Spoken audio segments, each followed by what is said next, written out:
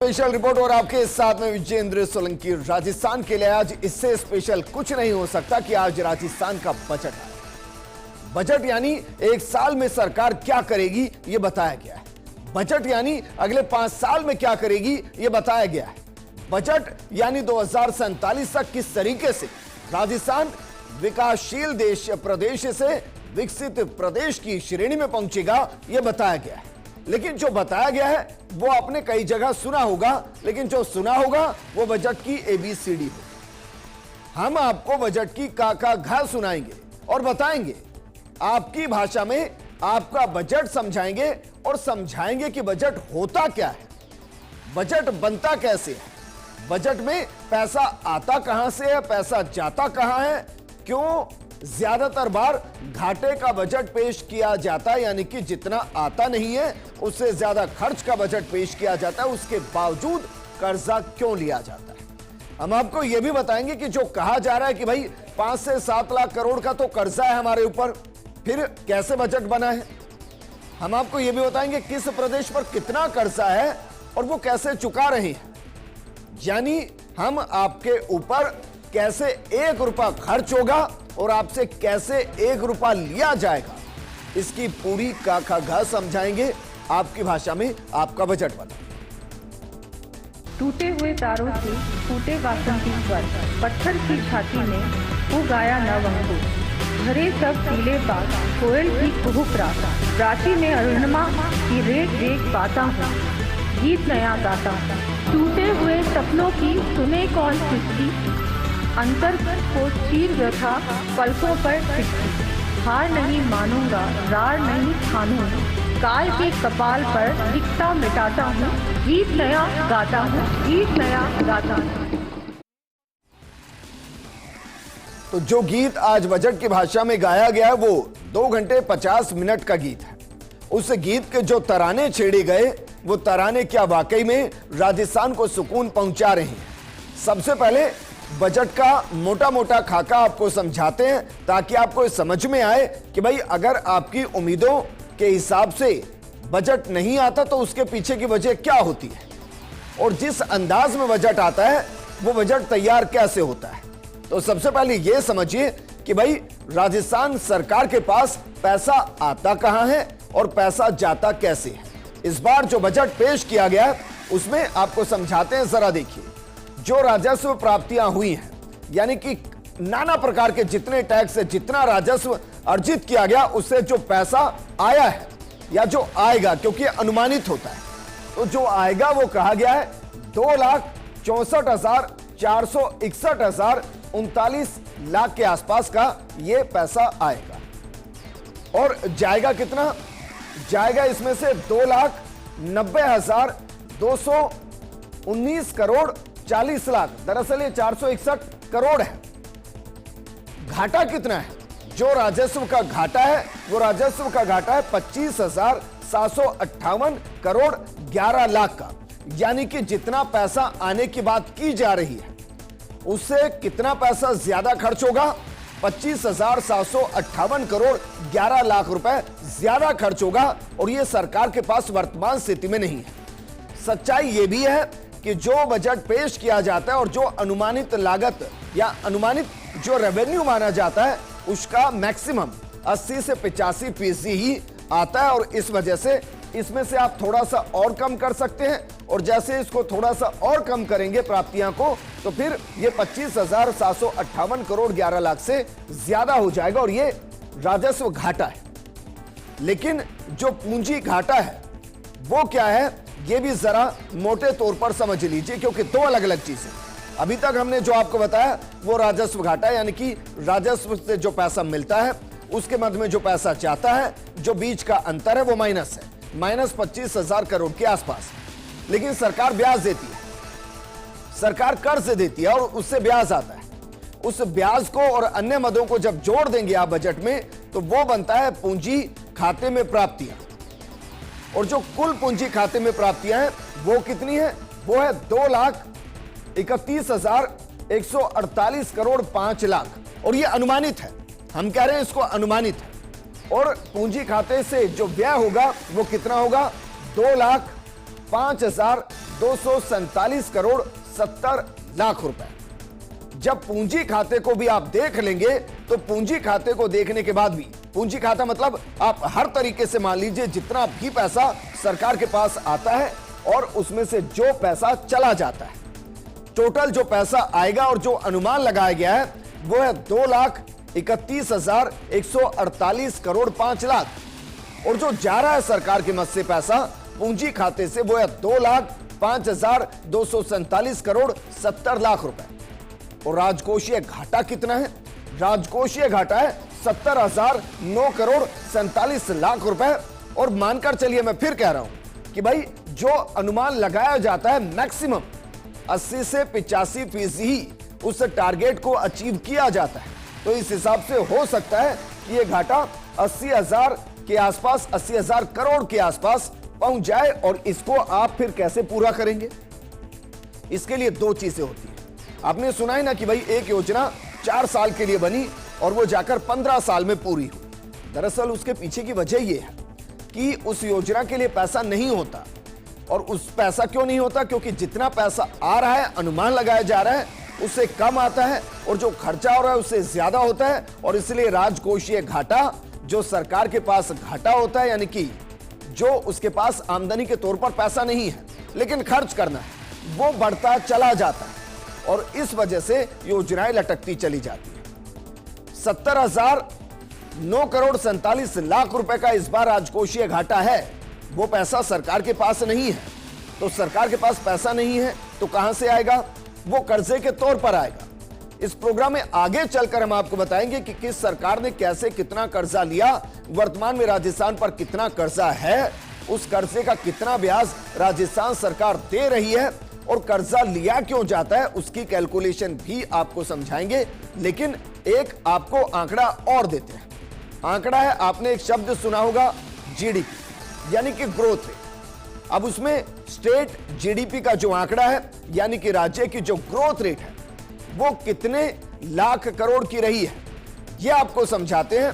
इसको जरा समझिए। 2014-15 से शुरू करते हैं, 10 साल पीछे से शुरू करते हैं, फिर आपको बताएंगे क्यों ये कहा गया कि अगले 5 साल में 29 लाख करोड़ के आसपास की राजस्थान की जीडीपी होगी। उसको समझने के लिए 2014 से शुरू करते हैं। देखिए, 2014-15 में जो राजस्थान की जीडीपी का आंकड़ा था वो था 6,15,000 करोड़ का आंकड़ा। 2015-16 में वो बढ़कर 6,81,000 करोड़ हो गया।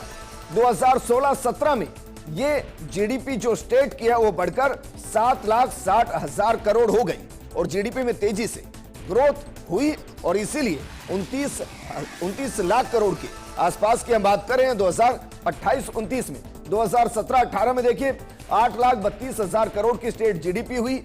2018-19 में 9,11,000 करोड़ की जीडीपी हुई। 2019-20 में 9,98,000 करोड़ की जीडीपी हुई। और ये दरअसल कोरोना का फेज था और इसलिए इसमें जीडीपी ज्यादा तेजी से ग्रो नहीं हुई। उल्टा हम ये कह सकते हैं कि एक दौर ऐसा भी आया कि जिसमें नेगेटिव ग्रोथ भी सामने आई। इससे आगे बढ़ते हैं, आगे जरा 20-21 का आंकड़ा लेकर आते हैं, क्योंकि जो स्टेट की जीडीपी का आंकड़ा है वो 2020-21 में 10,01,000 करोड़ की हो गई। 2021-22 में 12,18,000 करोड़ की और 2022-23 में 14,13,000 करोड़ की जीडीपी राजस्थान की हो गई। और ये वर्तमान जीडीपी है। इसमें 2023-24 का आंकड़ा जब निकालेंगे तो ये लगभग 18 लाख करोड़ के आसपास है और ये बढ़ते बढ़ते 29 लाख करोड़ तक जाएगी, जिसका जिक्र आज वित्त मंत्री दिया कुमारी ने किया। अब आप ये कह रहे हो कि भाई एक तरफ तो 29 लाख करोड़ की जीडीपी है राजस्थान की, बजट आ रहा है 4.5 लाख करोड़ का, उसमें भी 70,000 करोड़ हमारे पास है नहीं, तो फिर पैसा कहां जा रहा है? दरअसल जो स्टेट जीडीपी है वो पैसा आना, खर्च होना और हर मद में जिस भी तरीके से, यानी कि अगर मैं भी कुछ कमा रहा हूं तो वो भी स्टेट जीडीपी का हिस्सा है। और राजस्थान की जो स्टेट जीडीपी है वो 11 से 15% के आसपास से ग्रो करती है, जबकि देश की जीडीपी 6.5 से 7% के आसपास से ग्रो करती है। लगभग राजस्थान की जीडीपी देश की जीडीपी से माना जाता है कि लगभग दोगुनी रफ्तार से वो दौड़ती है। और यहीं से वो सवाल खड़ा होता है कि क्या वाकई में 29 लाख करोड़ की जीडीपी के साथ हमारा कर्जा 10 लाख करोड़ से ऊपर हो जाए। अगर हो जाएगा तो उसके मद में कितना कर्जा हम देंगे और जो घोषणाएं होती हैं वो कैसे पूरी होंगी, ये आपको समझाएं। उससे पहले आपको समझाते हैं कि किस तरीके से 5 साल में कितने रोजगार देने की बात की गई, वो रोजगार कैसे दिए जाएंगे, क्या वाकई में उसका रोड मैप तैयार है। जरा एक बार घोषणा को देखते हैं, फिर उसका ग्राउंड रियलिटी चेक करेंगे। जो घोषणा की गई है वो की गई है कि भाई अगले 5 साल में 4 लाख सरकारी नौकरी दी जाएगी, मोटा मोटा आंकड़ा जो दिया गया है। और जो निजी सेक्टर में बताया गया वो बताया गया भाई 10 लाख के आसपास निजी क्षेत्र में नौकरी होगी। अब निजी क्षेत्र के अंदर कितनी नौकरी होगी इसको आंकलन करना मुश्किल है, लेकिन आंकलन किससे होता है? आंकलन होता है पीएफ अकाउंट से। यानी कि अगले 5 साल में जितने नए पीएफ अकाउंट खुलेंगे उनमें जो सरकारी सेक्टर में काम नहीं कर रहे होंगे उसको मानकर चला जाता है कि ये दरअसल नए रोजगार है निजी सेक्टर के अंदर। हालांकि इसके लिए सरकार कई तरीके के जतन कर रही है। सरकार कह रही है कि हम उद्योगपतियों का मेला लगाएंगे, भारत मंडपम की तरह राजस्थान मंडपम होगा। इसके अलावा अलग अलग डिपार्टमेंट बनाए गए हैं ताकि वो रोजगार के अवसर को तलाशे। लेकिन कैलेंडर हम आपको बता रहे हैं, जो कहा गया है ना उसके पीछे की एक बड़ी वजह है। उसके पीछे की वजह है कि 2024 और 25 के अंदर कौन कौन सी भर्तियां, हम 26, 27, 28 तक जा ही नहीं रहे। 2 साल के अंदर कितनी भर्तियां हैं ये आपको बता रहे हैं। जरा इसको समझिए और देखिए। 2024 का कैलेंडर हम आपको दिखा रहे हैं। प्रवेशक महिला आंगनबाड़ी कार्यकर्ता 22 जून 2024 को तारीख है भर्ती परीक्षा की। कनिष्ठ अनुदेशन की refrigeration and air condition technician 27 जून 2024।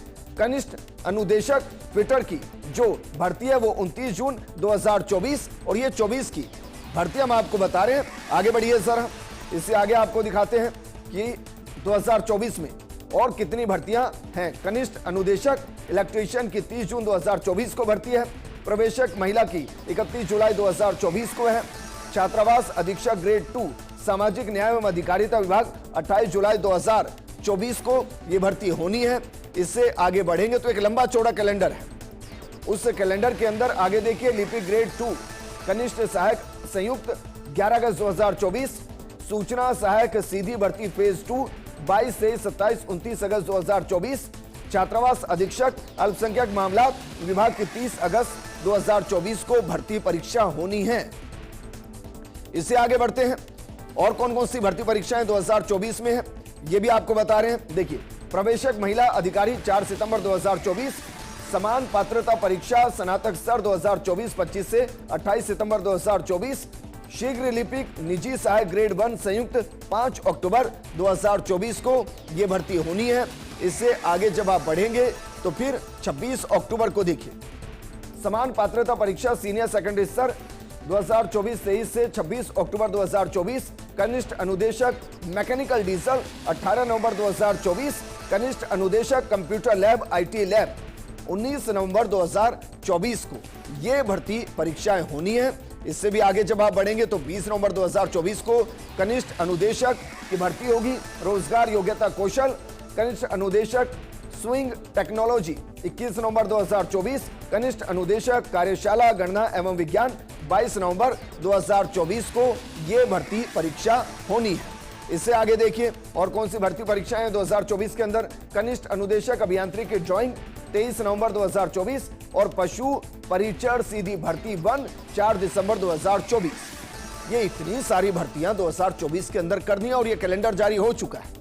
अगर पेपर लीक नहीं होता तो फिर मानकर चलिए ये भर्तियां होंगी। और क्यों कहा जा रहा है कि 4 लाख भर्तियां होंगी? 2025 का कैलेंडर भी चेक कीजिए। 2025 के अंदर कितनी भर्तियां हैं ये भी जरा आपको बताते हैं। देखिए 2025 के अंदर कनिष्ठ अनुदेशक इलेक्ट्रिकल मैकेनिक 5 जनवरी 2025। कनिष्ठ अनुदेशक information and communication technology system maintenance 6 जनवरी 2025। कनिष्ठ अनुदेशक ड्राफ्टमैन सिविल 6 जनवरी 2025। इससे जब आगे बढ़ेंगे तो आगे 6 जनवरी 2025 को जो भर्ती है उसके बाद कनिष्ठ अनुदेशक मैकेनिकल मोटर व्हीकल 7 जनवरी 2025। कनिष्ठ अनुदेशक वायरमैन 7 जनवरी 2025। कनिष्ठ अनुदेशक प्लम्बर 8 जनवरी 2025 को यह भर्ती परीक्षाएं होनी है। इससे आगे बढ़िए देखिए कनिष्ठ अनुदेशक 8 जनवरी 2025। इसके बाद कनिष्ठ अनुदेशक टर्नर 9 जनवरी 2025, कनिष्ठ अनुदेशक computer operator and programming assistant 9 जनवरी 2025 को ये भर्ती परीक्षाएं होनी है। इससे आगे जब बढ़ेंगे तो इससे आगे आप देखिए कनिष्ठ अनुदेशक वेल्डर 10 जनवरी 2025, और ये सिर्फ जनवरी तक का है। ये लगभग 31 भर्तियां हैं जो अगले 6 से 7 महीने के अंदर होनी है, और शायद इसलिए कहा जा रहा है कि 1 लाख भर्तियां हम आपको अभी दे देंगे इस साल यानी कि इस फाइनेंशियल ईयर में, और फिर बाकी भर्तियां 5 साल के लिए। लेकिन इसके अलावा भी जो निजी सेक्टर का जिक्र किया गया कि भाई निजी सेक्टर में 10 लाख रोजगार सृजित किए जाएंगे, वो कैसे होंगे इसको भी जरा समझिए, क्योंकि 5 साल में जो अतिरिक्त रोजगार का कहा गया है, जो टॉपअप रोजगार कहा गया है, वो कैसे होगा। 10 लाख से ज्यादा निजी क्षेत्र में रोजगार के अवसर पैदा होंगे। स्टूडेंट के लिए नए इंटर्नशिप प्रोग्राम शुरू किए जाए। 1.5 लाख से ज्यादा युवाओं को स्किल डेवलपमेंट की ट्रेनिंग दी जाए। जाहिर है वो काम करेंगे, प्राइवेट सेक्टर में काम करेंगे। युवाओं के लिए अटल उद्यमी योजना लाई जाएगी। स्टार्टअप्स के लिए 25 करोड़ रुपए के विशेष प्रोग्राम शुरू किए जाएंगे। इसके अलावा कॉलेज में बिजनेस इनोवेशन प्रोग्राम चलेगा। इस पर 20 करोड़ रुपए खर्च होंगे, यानी कि स्कूल और कॉलेजों के अंदर आपको ट्रेन किया जाएगा कि आप अगर चाहें तो रोजगार करते हुए आप आगे की पढ़ाई कर सकते हैं। लेकिन इससे इतर एक और घोषणा की गई और उसको लेकर कई सवाल खड़े होते हैं। सवाल क्या है उससे पहले आपको यह बताते हैं कि भाई जो घोषणा की गई वो घोषणा क्या की गई। घोषणा यह की गई कि 1,45,000 नए कृषि कनेक्शन दिए जाएंगे। लेकिन क्या यह संभव है, और ये अगर संभव है तो ये कैसे संभव होगा, इसको जरा समझिए। इसको हम आपको समझाते हैं कि अगर यह संभव होगा तो ये कैसे संभव होगा। क्या घोषणा की गई? घोषणा की गई कि 1,45,000 कृषि कनेक्शन दिए जाएंगे। और साल में दिन कितने होते हैं? साल में दिन होते हैं 365। अब जरा अंदाजा लगाइए, अगर आपको 1,45,000 कृषि कनेक्शन देने हैं तो फिर आपको प्रतिदिन कितने कृषि कनेक्शन देने होंगे? आपको प्रतिदिन कृषि कनेक्शन देने होंगे 397। क्या वाकई में ये मुमकिन है? अब इस आंकड़े को एक दूसरे नजर से समझिए कि आपको कृषि कनेक्शन कितने देने हैं? 1,45,000। अब इसमें से छुट्टियों को निकालिए, 52 रविवार निकालिए, 52 शनिवार निकालिए, इसके अलावा जो सरकारी छुट्टियां पड़ती हैं उनको निकालिए, तो मोटे तौर पर जो वर्किंग डेज होते हैं वो लगभग आपके आएंगे कितने? 200 के आसपास। अब इन 200 में आपको प्रतिदिन 1,45,000 एक साल के अंदर कृषि कनेक्शन देने के लिए आपको प्रतिदिन कितने कनेक्शन देने हैं? 800। क्या वाकई में मुमकिन है? देखिए, अगर इच्छा शक्ति हो तो कुछ भी मुमकिन है, लेकिन क्या इससे पहले किसी भी एक साल में इतने कनेक्शन दिए गए हैं? तो इसका जवाब है नहीं, बिल्कुल नहीं। जो औसत निकलता है वो औसत निकलता है 50,000 कृषि कनेक्शन सालाना, और इससे ज्यादा रिक्वेस्ट आ जाती है, फाइल आ जाती है, और इसी वजह से पेंडेंसी बढ़ती चली जाती है। आप जानते हैं पेंडेंसी 5 से 6 साल तक भी रहती है, यानी कि एक किसान 5 से 6 साल तक इंतजार करता है कि उसको कृषि कनेक्शन मिलेगा। अब अगर इसको दूसरे नजरिए से समझिए, अगर वाकई में यह संभव कर दिया गया तो इसका मतलब क्या होगा? 1,45,000 किसानों को कृषि कनेक्शन दे दिया जाएगा, और विधानसभा के अंदर जो बजट पेश किया गया वो अपने आप में कीर्तिमान साबित होगा। लेकिन इसके लिए दृढ़ इच्छा शक्ति की जरूरत है, और पूरे बिजली विभाग को आउट ऑफ टर्म जाकर काम करने की जरूरत है। ये भूल जाने की जरूरत कि उनके 9 आवर्स हैं, उनके 10 आवर्स हैं, उनके वर्किंग हॉलीडेज हैं, इसके अलावा वीकेंड है, होली है, दिवाली है, भैया दूज है, इन सबको भूलना पड़ेगा। तभी ये जो इम्पॉसिबल टास्क है ये पूरा होगा, क्योंकि इससे पहले भी कई बार ये कहा गया कि भाई हम एक साल के अंदर 2 लाख कृषि कनेक्शन देंगे, पूर्ववर्ती सरकार ने भी कहा था, लेकिन वो संभव हो नहीं पाया था, और वो कनेक्शन लगभग 50-60 हजार के आसपास ही पहुंचे थे, और ये मैक्सिमम स्ट्रेंथ है। तो किसानों को जो कहा गया 1,45,000 कृषि कनेक्शन दिए जाएंगे। अगर 700 से 800 कृषि कनेक्शन प्रतिदिन दिए जाते हैं तब जाकर ये मुमकिन होगा। और ये वो असंभव टास्क है जिसको संभव करने के लिए बड़ी मेहनत करनी पड़ेगी। एक छोटे से ब्रेक के लिए यहां रुक रहे हैं, लेकिन आप कहीं मत जाएगा। ब्रेक के बाद आपको बताएंगे कि 2014 से 2024 तक कैसे बजट का साइज बढ़ता चला गया, उसके मुकाबले में कर्जा किस तरीके से बढ़ता चला गया, कर्जा किस तरीके से हम चुका रहे हैं। बाकी राज्यों के मुकाबले राजस्थान में कर्जा ज्यादा है या कम है, और भविष्य में क्या वाकई में जिस 2047 में हम विकसित राजस्थान की बात करें, क्या वो मुमकिन है, और क्या इतने रिसोर्सेज हमारे पास हैं कि जो हम कह दें उसको कर दें। एक छोटे से ब्रेक के बाद जल लौट गया है। उस गीत के तराने क्या राजस्थान को सुकून पहुंचा रहे हैं, ये हम आपको बता रहे हैं, और बता रहे हैं कि बजट के एबीसीडी नहीं, काका गाघा क्या है। आपको अब बताते हैं कि 2017 से 2024 तक राजस्थान का बजट कैसे दिया गया, कितने लाख करोड़ का दिया गया और उसमें किस तरीके से इजाफा होता चला गया। फिर हम आपको बताएंगे कि भाई जीडीपी ग्रोथ किस तरीके से हुई, और क्या वाकई में बजट का जो घाटा है उसको कम किया जा सकता है, और कभी बिना घाटे का प्लस का बजट दिया जा सकता है। जरा सबसे पहले ये देखिए कि बजट किस तरीके 2017-18 में 1,30,000 करोड़ का बजट था। 2019-20 में 2,33,000 करोड़ का बजट था। 2020-21 में 3,420 करोड़ का बजट था। इससे आगे जरा बढ़िए, क्योंकि यह थोड़ा सा मुझे लगता है कि आंकड़ों का इशू है। 2022 से इसका बजट देखते हैं, जरा देखिए 22-23 के अंदर 2,94,182 करोड़ का बजट।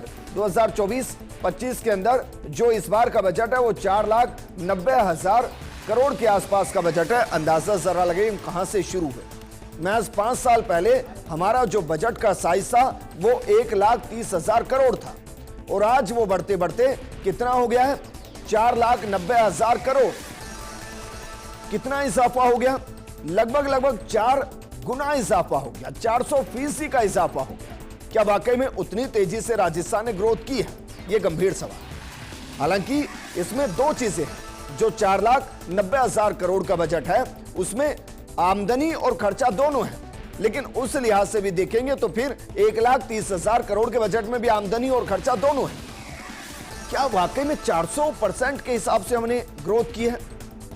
ऐसा मुझे कोई साल नजर नहीं आता जिसमें हमने 50-60% के हिसाब से ग्रोथ की हो। तो फिर बजट का साइज इतना ज्यादा कैसे बढ़ा? यह वाकई में सोचने की बात है कि भाई जब हम जीडीपी ग्रोथ रेट हमारी 10, 11, 12% मैक्सिमम है, तो फिर जो बजट का साइज है वो कैसे 4 गुना हो रहा है?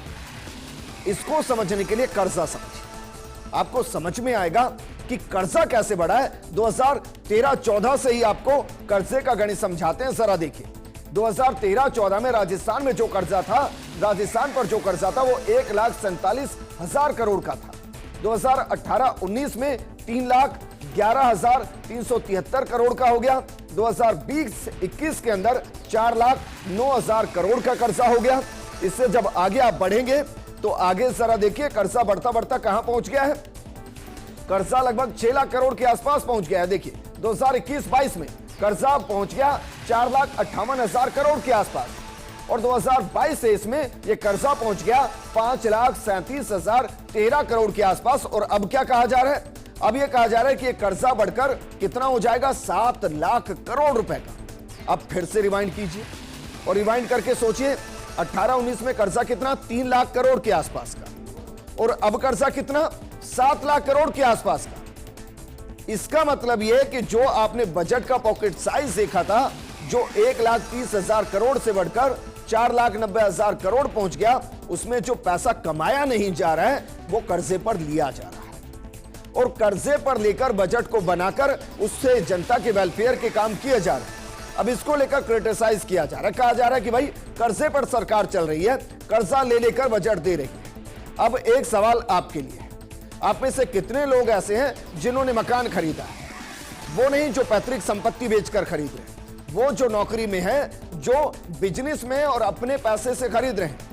क्या आपने लोन नहीं लिया? आपने भी लोन लिया होगा। अब सोचिए किसी की 1 लाख 1.5 लाख की तनख्वाह है, वो 1 करोड़ का मकान लेता है, तो क्या उसके पास 1 करोड़ है? बिल्कुल नहीं है। और वो 50 से 60 हजार की EMI दे रहा है, 50% अपनी इनकम का ईएमआई पर दे रहा है, उसके बाद भी वो खुश है और सब कहते हैं कि बहुत बेहतरीन काम किया, आपने एक मकान लिया। सरकार भी ऐसे ही काम करती है, सरकार वेलफेयर के लिए काम करती है। इसमें दो शब्द होते हैं, एक होता है एसेट्स और दूसरा होता है लायबिलिटीज। इसको ऐसे समझिए, मकान एसेट्स है जिसकी कीमतें बढ़ती हैं और गाड़ी लायबिलिटी है जिसको पहले दिन जब आप शोरूम से निकालेंगे तो कीमत घट जाएगी। अगर आप कर्जा एसेट्स के लिए ले रहे हैं तो एक दिन वो आपको कई मल्टीफोल्ड इनकम करके देगा। सरकार यही करती है, सरकार इंफ्रास्ट्रक्चर पर पैसा खर्च करती है, सरकार इंडस्ट्री बनाने पर पैसा खर्च करती है, सरकार वेलफेयर पर पैसा खर्च करती है और इससे वो मल्टीफोल्ड होकर आता है। लायबिलिटीज पर भी पैसा खर्च होता है लेकिन वो जरूरी है क्योंकि वो सोशल वेलफेयर के लिए जरूरी है और इसलिए कर्जा बुरा नहीं है। कर्जा बुरा इसलिए नहीं है क्योंकि एसेट्स तैयार हो रहे हैं। ये एसेट्स किस तरीके से राजस्थान की इनकम को बढ़ाएंगे ये भी आपको बताएंगे, लेकिन आपको पहले ये बताते हैं कि भाई किस राज्य पर कितना कर्जा है। हम ये कह रहे हैं ना कि राजस्थान पर बहुत कर्जा है, तो जरा देखिए किस राज्य पर कितना कर्जा है, 2023 के हिसाब से बताते हैं। देखिए जरा और समझिए इसको।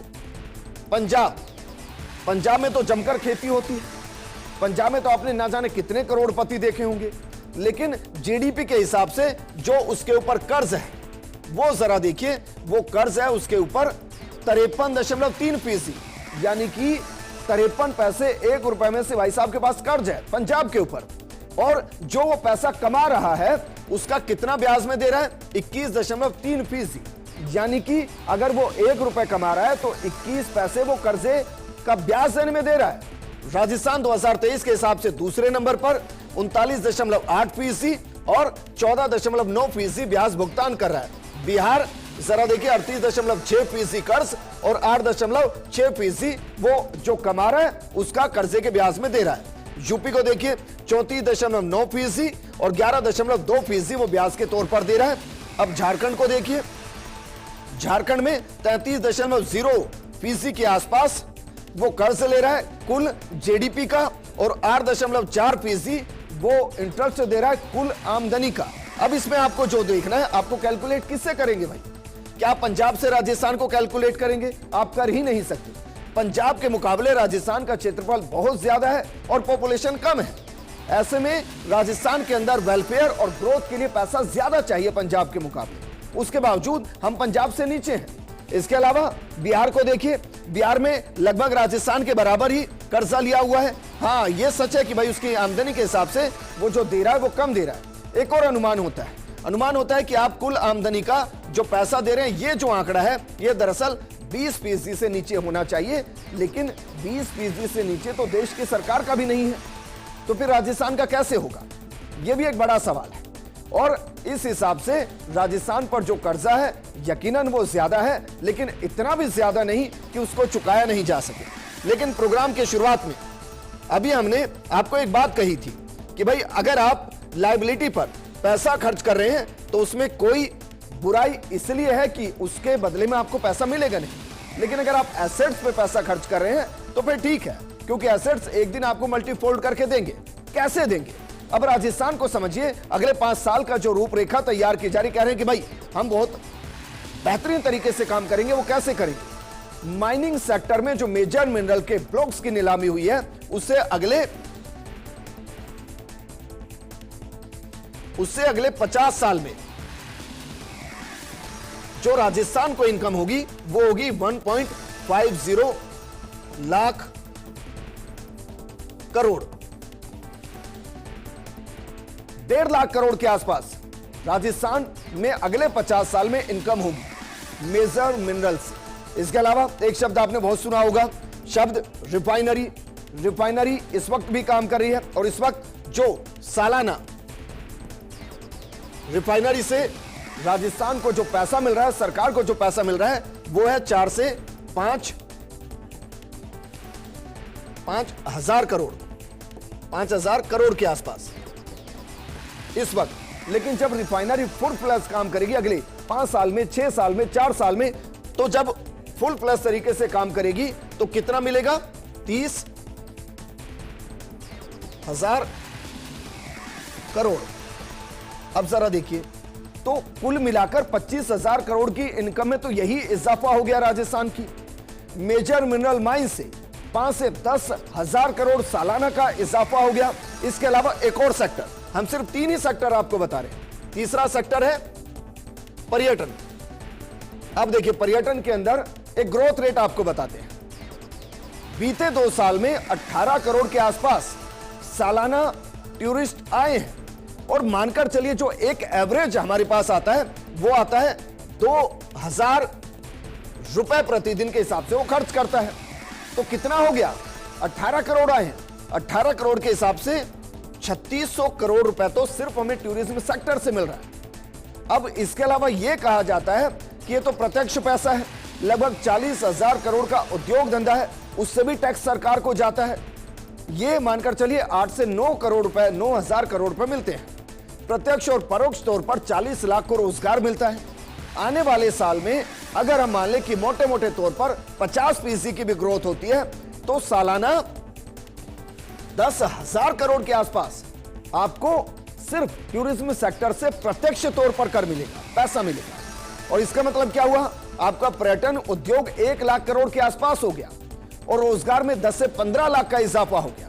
तो जो एक कहा जा रहा है कि भाई अगले 5 साल में 5 से 10 लाख के आसपास निजी सेक्टर के अंदर आपको रोजगार मिलेगा, आप विकास की रफ्तार के साथ आगे बढ़ेंगे। कोशिश होगी कि कर्जे को कम किया जाए और आमदनी को बढ़ाया जाए। तो आमदनी कैसे बढ़ रही है ये हमने आपको एक मोटे तौर पर सिर्फ 3 सेक्टर से कैलकुलेशन करके बताया। और इसलिए हमने कहा कि आज हम बजट की ABCD नहीं समझाएं, आज हम आपको का घा समझाएं कि भाई सरकार पैसा कहां से ला रही है, जिन कर्जे के जरिए एसेट्स तैयार किए गए वो कैसे अब हमारे लिए सोने की मुर्गी के अंडे की तरह सामने आएंगे कि वो अब हमारी आमदनी को बढ़ाएंगे और उस आमदनी के जरिए योजनाएं एग्जीक्यूट होंगी। इस प्रोग्राम में फिलहाल इतना ही, लेकिन आप बने रहिए फर्स्ट इंडिया न्यूज के साथ क्योंकि खबरों का सिलसिला लगातार जारी है। नमस्कार। टूटे हुए तारों से टूटे वासंती स्वर, पत्थर की छाती में वो गाया नव अंकुर। भरे सब पीले बाग, कोयल की कुहुक रात, रांची में अरुणिमा की रेख रेख बाता हूँ, गीत नया गाता हूँ। टूटे हुए सपनों की सुने कौन किसकी,